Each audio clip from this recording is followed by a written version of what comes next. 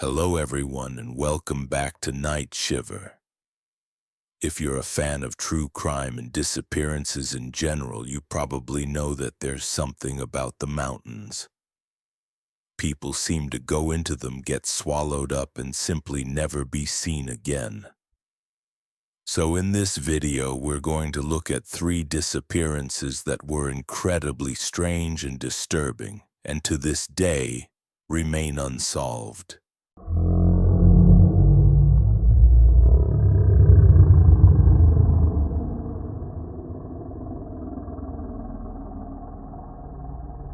Rain pattered against the winding mountain road in Vermont, the headlights of a passing truck slicing through the frigid night. On November 17, 2005, the air was damp and heavy, as if the darkness itself was breathing.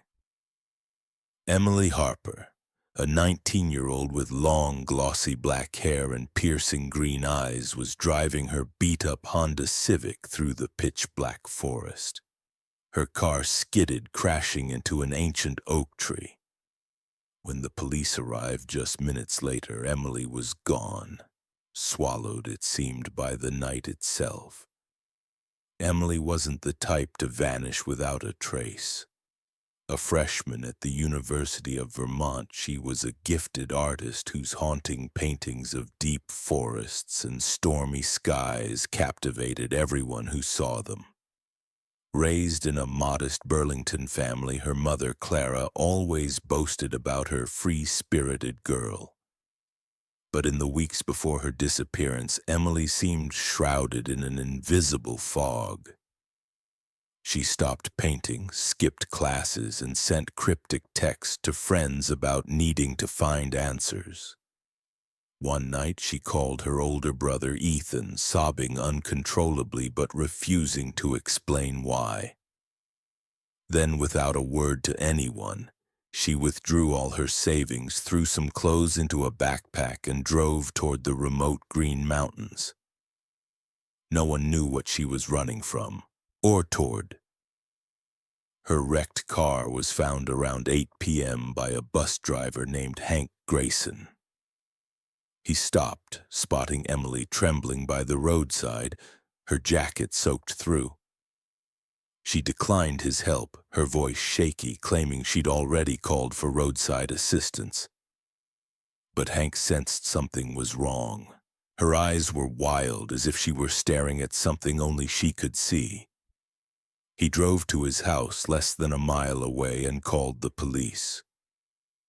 When they arrived, Emily was gone. A shattered bottle of whiskey lay under the car's front seat. A notebook filled with frantic scribbles was found in the trunk, and a silver necklace, a birthday gift from her mother, lay abandoned in the snow. But there were no footprints, no signs of a struggle. Only the eerie whistle of wind through barren branches. Emily's family, especially her mother, Clara, plunged into a nightmare with no escape. Clara recalled Emily's strange dreams where she'd described walking through a hidden door in the forest, leading to a place where no one could find her. Those dreams terrified Emily, yet they seemed to pull her in, as if they were calling her. Police searched the woods for weeks but found nothing except one of Emily's wool gloves, lying 2 miles from the crash site, as if placed there deliberately. A chilling detail emerged. Days after the disappearance, a mysterious call came to Clara's phone. No words, just heavy breathing and a sound like dry leaves rustling. Clara swore it was Emily, but the call cut off before she could speak. Theories about Emily's fate spread like wildfire through the small town. Some believed she'd run away to escape the pressures of college life. But why leave everything behind? Her money, phone, even her precious notebook. Others whispered of a predator, a shadow lurking on Vermont's lonely mountain roads. The area had seen other strange disappearances in decades past. A more terrifying theory suggested Emily was abducted at the crash site, forced into another vehicle before police arrived. But what sent chills down spines was her notebook. Its final pages were filled with scrawled phrases like, "They're waiting for me in the woods, no," and "Don't look for me, I've chosen this path." Who were they? And what path was Emily talking about? The local community began sharing eerie tales. A hunter claimed he heard faint singing in the woods weeks after Emily vanished, but when he followed the sound, it stopped abruptly. Another swore they saw a petite figure standing by the roadside on a foggy night, only for it to disappear as they approached. Then 3 years later, a disturbing video surfaced on an obscure online forum. A distorted voice spoke of "the girl in the woods," accompanied by footage of a young woman resembling Emily standing motionless among the trees. The video was deleted within hours and the poster vanished. Was it a sick prank or a buried clue? 2 decades later, Emily Harper's disappearance remains an open wound for her family and town. Clara still hangs Emily's paintings in her living room, a silent prayer for her return. True crime enthusiasts are obsessed with her story, dissecting every line of her notebook on forums. But the question lingers, as cold as a Vermont mountain wind. Where did Emily go? Did she flee from herself, or was she taken by the darkness? Each time news breaks of bones found in the woods, Clara's heart clenches, torn between hope and dread. If you drive that mountain road on a rainy night, you might feel an inexplicable chill. Locals say that on foggy evenings, a young woman sometimes appears by the roadside, raising her hand for help, only to vanish when you stop. Emily Harper, alive or dead, remains a haunting specter, a reminder that sometimes the darkness can swallow even the brightest souls.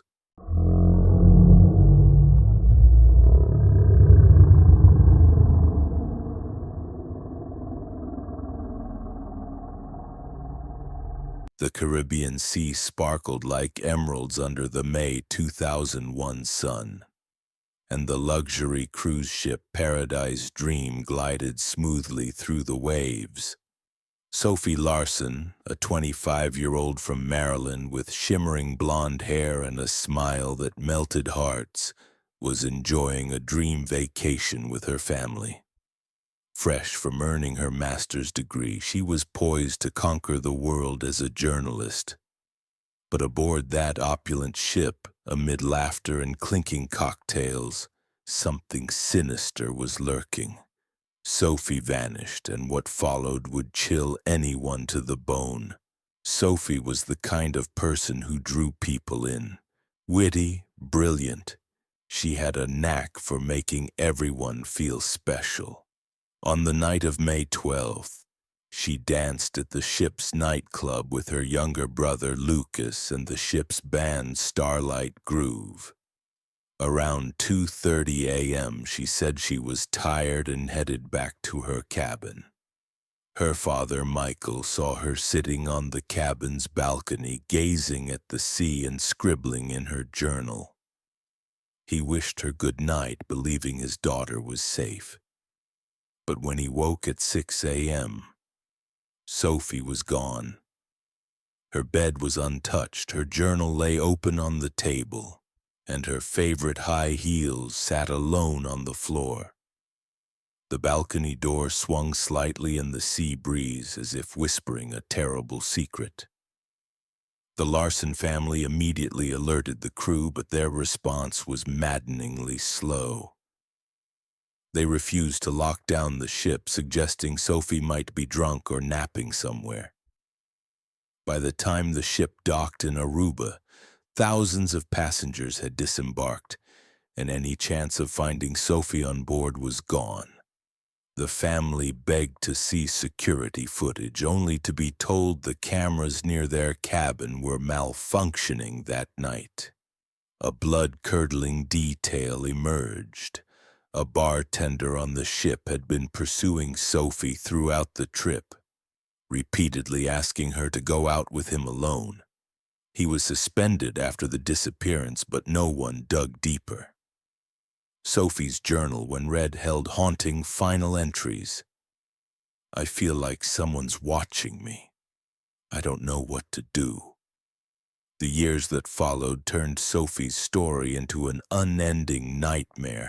Multiple witnesses claimed to have seen her in terrifying circumstances. A Canadian sailor said that in 2003 he met a woman at a shady bar in Jamaica. She called herself Sophie, begging him to contact the police, saying she was being held against her will. But when he returned with authorities, she was gone. Another witness, a tourist, spotted a woman resembling Sophie on a Barbados beach in 2005, escorted by two men. She had a butterfly tattoo on her wrist, identical to Sophie's. But when the tourist tried to approach, they vanished into the crowd. Even more horrifying images surfaced in 2008. A dark website posted photos of a woman named Lily, who bore an uncanny resemblance to Sophie. The Larson family saw the pictures and broke down. They believed it was their daughter, forced into a nightmarish world.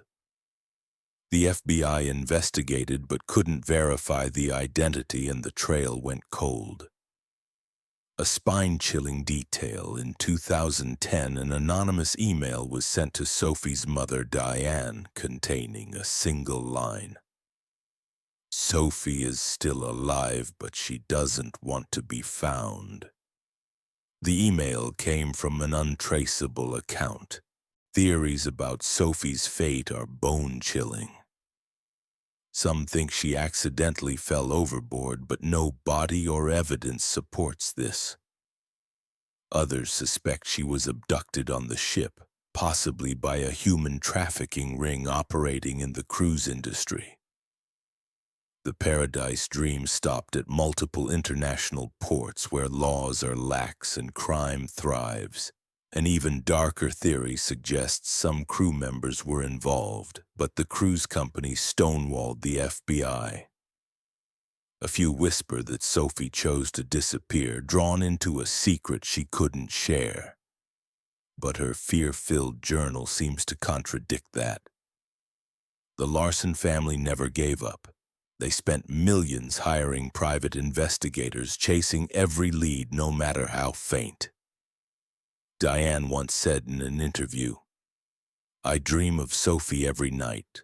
Sometimes she's smiling, sometimes she's crying, but I'll never stop looking for her, even if I have to search to the ends of the earth." Her words echo the unrelenting pain of a family trapped in uncertainty. Sophie Larson's story is a stark warning about the shadows lurking behind the glamour of luxury vacations. It makes you wonder, how safe are you really on a ship in the middle of the ocean? The labyrinth of a cruise ship with thousands of strangers is a place where anyone can vanish without a trace. And somewhere out there in the darkness of a remote island or a locked room, Sophie Larson might still be waiting, or she's been claimed forever by the sea.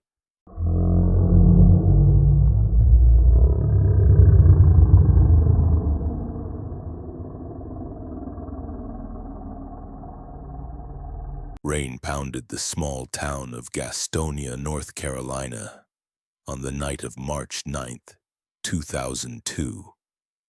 The red dirt roads were slick, and the air was so cold it seemed to cut through skin. In a modest wooden house on Maple Street, Mia Thompson, an 11-year-old with curly brown hair and eyes that sparkled like stars, was supposed to be asleep in her bed. Or so her parents thought. But around 3 a.m., Mia slipped out of the house carrying a small backpack with a few clothes and her favorite book. She stepped into the darkness and never came back. Mia was a bright, shy girl, beloved in her tight-knit community. She adored literature, often lost in daydreams about adventures from books like The Secret Garden. Her parents, James and Vanessa, were hard-working folks who raised Mia and her younger brother Caleb with love and discipline. That night, the family went to bed early after a long day. James checked on the kids at midnight and saw them sleeping soundly. But when Caleb woke at 3:30 a.m. to a strange noise, Mia was gone. The back door was ajar, and her backpack, the one she decorated with sequins, was missing. By morning, the Thompson family was in a panic. They called the police, and the small town rallied to search. Drivers on nearby Highway 321 reported seeing a girl resembling Mia walking alone in the rain about 2 miles from home, around 4 a.m. A truck driver, Carl Jenkins, stopped to ask if she was okay, but Mia, terrified, bolted into the woods and vanished into the night. That was the last anyone saw of her. The question that haunts everyone: why would an 11-year-old girl, afraid of the dark and never one to wander far, leave home in the middle of a rainy night? Police scoured the woods for months but found nothing except Mia's beaded bracelet tangled in a bush 3 miles from where she was last seen. A month later, a book from her school library, The Westing Game, was discovered in an abandoned shed nearby, along with a handwritten note. Mia knows the secret. No one knows who wrote it or what it meant. A year later, Mia's backpack was found, carefully wrapped in plastic and buried at a vacant lot 30 miles away. Inside were her clothes and a photo of an unidentified boy. But there was no DNA, no fingerprints, only an oppressive silence. Theories about Mia's fate break hearts. Some believe she ran away, lured by a childish dream of adventure inspired by her books. But why at night, and why carry a photo of a stranger? Others suspect she was coerced by an adult she trusted, perhaps someone from the community. A darker theory posits Mia was abducted shortly after leaving home, with the backpack planted to throw off the investigation.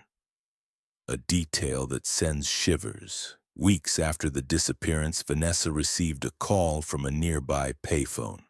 No words, just the faint humming of a nursery rhyme Mia used to sing. The call lasted exactly 13 seconds before cutting off. Gastonia has never recovered. James and Vanessa hold annual vigils, lighting candles and handing out flyers with Mia's smiling face. Vanessa once said, "I feel her out there waiting for me. But sometimes I'm afraid she found what she was looking for, and it wasn't us." Local legends have sprung up, tales of a small girl appearing on Highway 321 on rainy nights, raising her hand for help, only to vanish when cars stop. One resident swears they found a delicate crown of wildflowers at the spot where Mia was last seen, as if she'd left a message. Mia Thompson's disappearance is a heartbreaking reminder that even in small towns where everyone knows each other, darkness can creep in. It makes you wonder, what could drive a child to leave the safety of her home? And if Mia is still out there, where is she and what is she thinking while the world searches? Her story is an unsolved mystery, a haunting presence that makes you stare into the shadows and wonder if something is staring back.